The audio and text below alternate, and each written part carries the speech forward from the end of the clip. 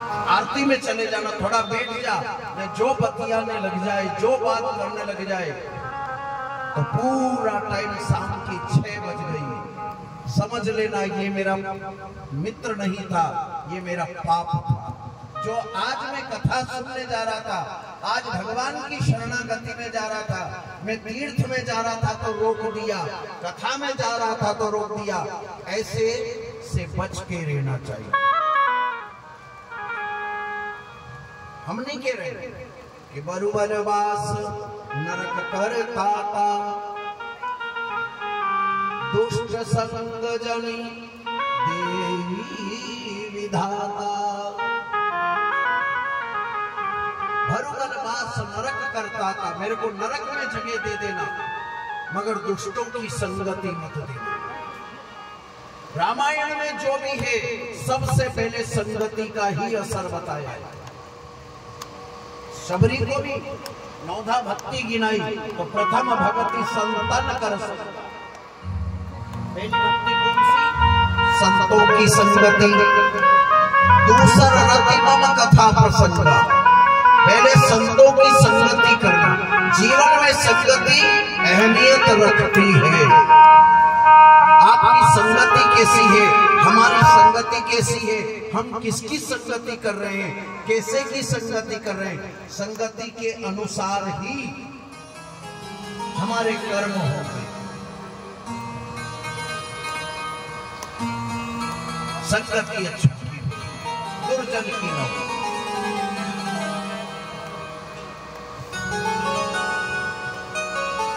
परमात्मा की शरणागति करी। सती को नींद आ गई, चल दिए भोलेनाथ, उठाई सती को जगाया, कहा सुनी कथा, आया ज्ञान। अब जब इस प्रकार पूछा तो सती देखे तो नींद में खर्राटे ले रही है। अरे सती, अरे सती, तुम जाग रही हो कि सो रही हो? महाराज क्षमा करना। कि क्षमन्तव्यो महाभागन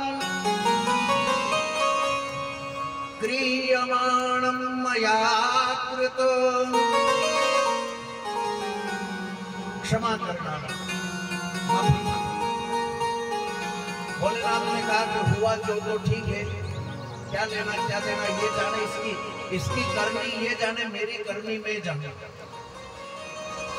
भोलेनाथ ने कुछ नहीं कहा सती को, और गुरु को प्रणाम करके, गुरु को दक्षिणा दे करके, दान दे करके, और वहां से विदा हो गए।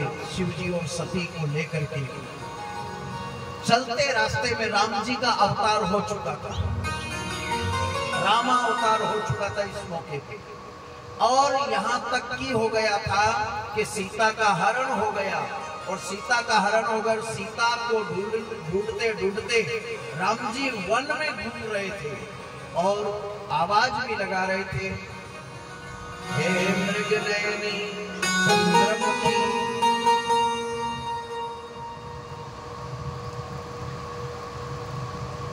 मेरे को सती का पता बता दो। अशोक वृक्षों से पूछ रहे थे, हे अशोक मम शोक मिटा दे, चंद्रमुखी से मुझे मिला दे। अरे होगा तेरा सच्चा नाम, पतित पावन सीताराम।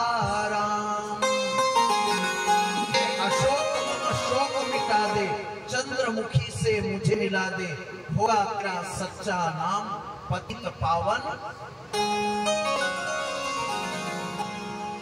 जब इस प्रकार कहा, राम जी नर लीला कर रहे थे। ऐसे नर लीला के मौके पर वहां पर देखा है तो क्या देखते हैं, भोलेनाथ की नजर शिव जी पे पड़ी, और शिव जी की जो नजर है भोलेनाथ पर पड़े, शिव जी की नजर राम पे पड़ी, और राम की नजर शिव जी पे पड़ी। आपस में आदान दान, तो मन ही तब कीन्हा प्रणाम,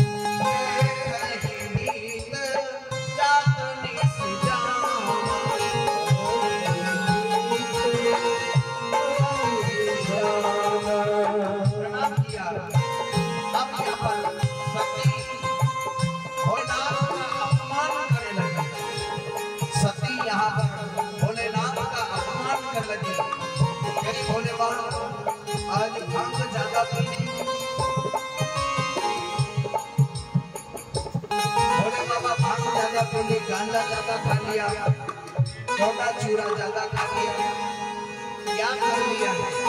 इस कारण आप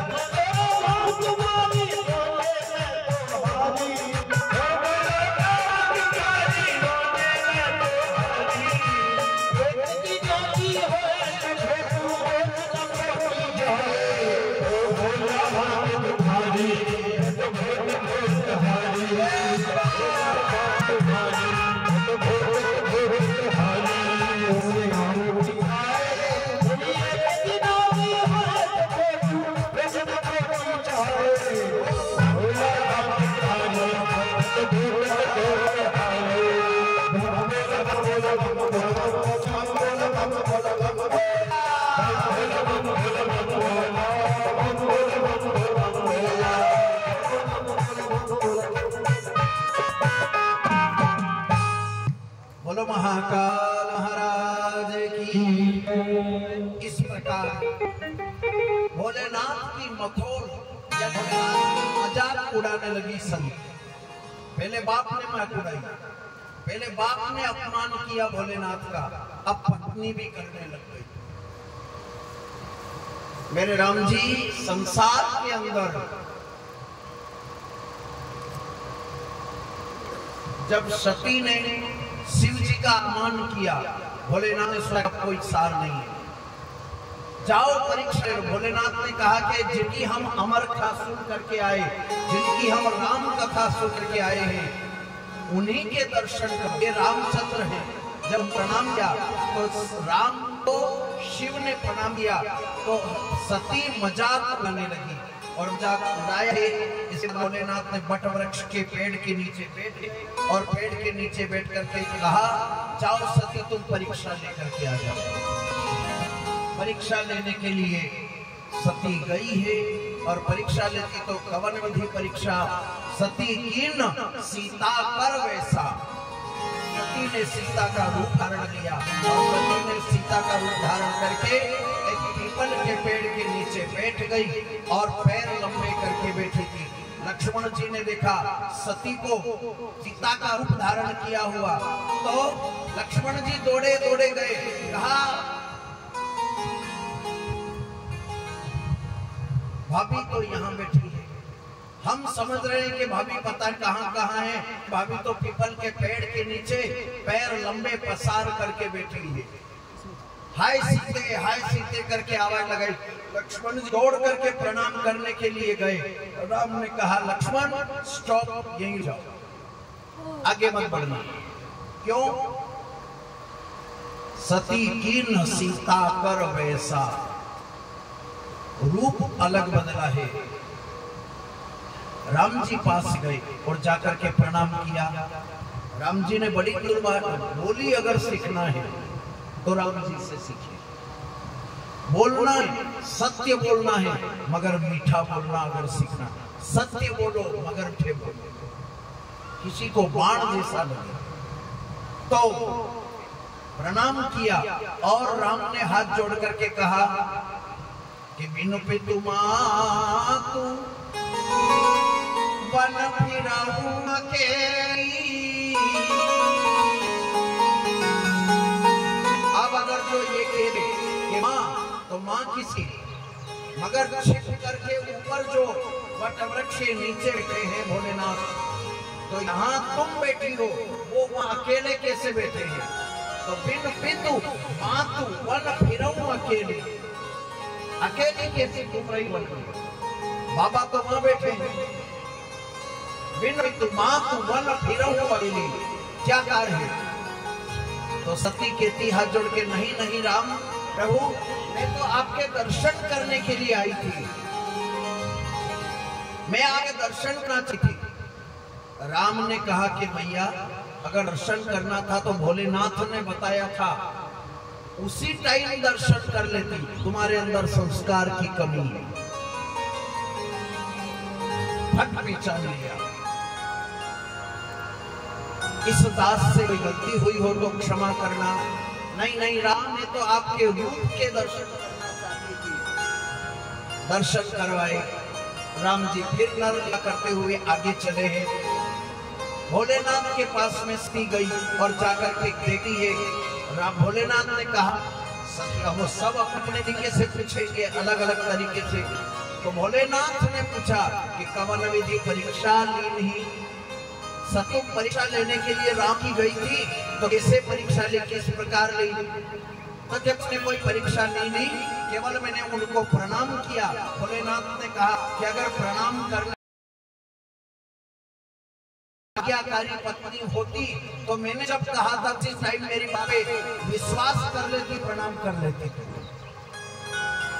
नारी चरित्र तपस्या चित्ता, पूरा मत मानना, तो मालूम पड़े नहीं। ये सारी तो माताएं सब अच्छी है न, जिसमें बाबा मस्तनाथ कॉलोनी वाली माताएं तो सब बढ़िया बढ़िया, सबको प्रणाम। यहाँ से वहां तक भाई 5 दिन और भंडारा करना है, मालूम पड़े कि बोलो रामचंद्र भगवान की जय।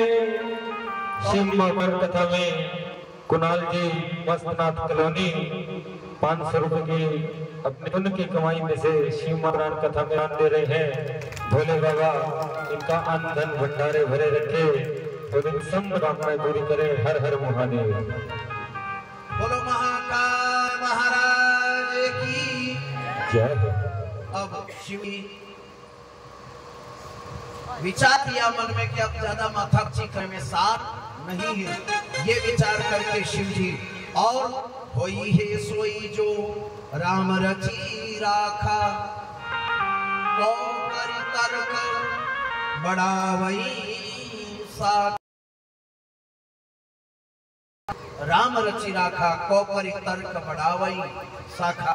ये विचार करते हुए शिव जी कैलाश पर्वत पर सती को लेकर आ गए, समाधि में बैठे।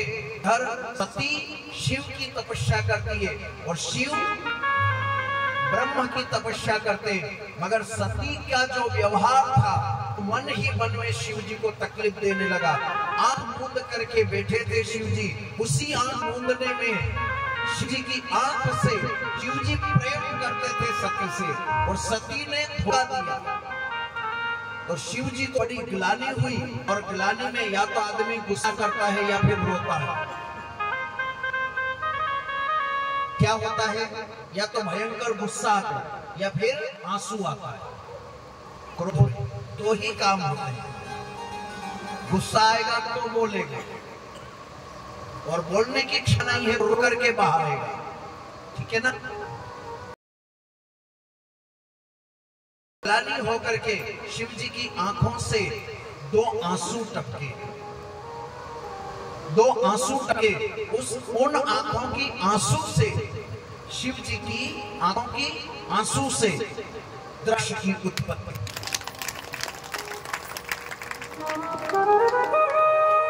रुद्र या शिव, अक्ष यानी आंख। अक्ष का अर्थ होता है आंख। आंख से जो आंसू टपके थे उससे रुद्राक्ष की उत्पत्ति हुई है, जो कि भूत भावन भूतेश्वर आशुतोष महाकाली नगरी से आपको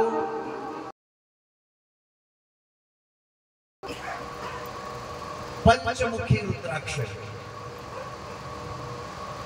पंचमुखी इसलिए है इस पंचमुखी के अंदर वैसे तो रुद्राक्ष के अलग अलग प्रकार हैं, राशियों के अनुसार भी और वैसे भी धारण करने के तरीके और रुद्राक्ष अलग अलग प्रकार होते हैं। मगर हमारे लिए सब भक्त एक समान है, न कोई भक्त बड़ा है न कोई छोटा है, न अपना है न पराया है, सब अपने। इसलिए अच्छा पंचमुखी रुद्राक्ष हम इसलिए लेकर रखे, शिव पंचायतन शिव परिवार पूरा आ जाता है पंचमुख में। गणपति, पार्वती, नंदी, सर्प और शिव, कार्तिक स्वामी, स्कंद जिसे कहते हैं स्कंद, कार्तिक स्वामी, ये पांचों के जो परिवार गण हैं शिव सहित, ये पांचों गण आ जाते हैं, इसे शिव पंचायतन कहते हैं। इसलिए पंचमुखी रुद्राक्ष ज्यादा बेहतर है। परिवार शिव आ जाए, नहीं तो एक मुखी रुद्राक्ष भी होता है, द्विमुखी होता है, चौमुखी रुद्राक्ष तक होते हैं। गौरी शंकर रुद्राक्ष और अलग होता है। लहसुन की कली होती है ना, लहसुन की कली होती है ना, इसी प्रकार से चंद्राकार गौरी रुद्राक्ष रहता है। गौरी शंकर रुद्राक्ष चिपका हुआ रहता है। और मेष राशि के लिए एक मुखी, वृषभ राशि के लिए 2 मुखी रुद्राक्ष पहनना चाहिए। 12 मुखी रुद्राक्ष तक, 12 मुखी रुद्राक्ष मीन राशि वालों को पहनना चाहिए। अलग अलग भाव है, अलग अलग फल है, पर हमें ये विचार और सबसे एक एक करके ना तो पूछा नहीं जाएगा, यहाँ तो समान प्रकार सब बेहतर उचित समझ करके पंचमुखी रुद्राक्ष है। तो बढ़ने से शिवमुखी रुद्राक्ष जो है ये पंचमुखी आरती के बाद में, नहीं तो चलती कथा में भगदड़ भी होगी, न कथा में